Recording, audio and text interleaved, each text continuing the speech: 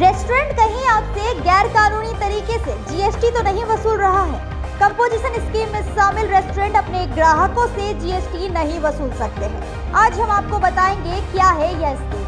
Tax expert का कहना है कि कंपोजिशन स्कीम में शामिल रेस्टोरेंट को अपने बिल पर यह बताना चाहिए यह रेस्टोरेंट कंपोजिशन स्कीम में शामिल है या फिर रेस्टोरेंट के बाहर बोर्ड लगाकर ग्राहकों को इसकी जानकारी देनी चाहिए। रेस्टोरेंट कहीं आपसे गैर कानूनी तरीके से जीएसटी तो नहीं वसूल रहा है?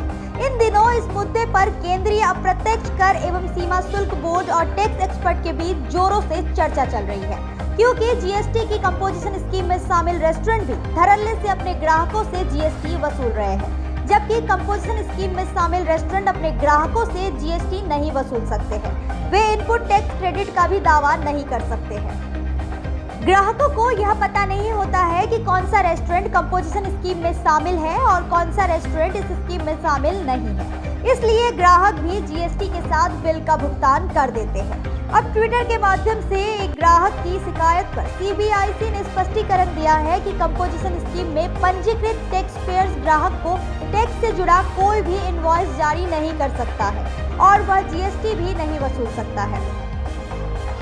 कई टैक्स एक्सपर्ट का कहना है कि रेस्टोरेंट की तरफ से दिए गए बिल में रेस्टोरेंट का जीएसटी नंबर होता है।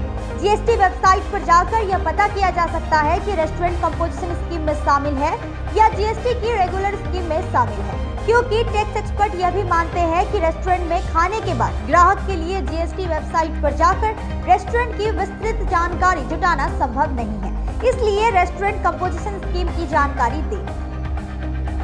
टैक्स एक्सपर्ट का कहना है कि कंपोजिशन स्कीम में शामिल रेस्टोरेंट को अपने बिल पर यह बताना चाहिए यह रेस्टोरेंट कंपोजिशन स्कीम में शामिल है या फिर रेस्टोरेंट के बाहर बोर्ड लगाकर ग्राहकों को इसकी जानकारी देनी चाहिए।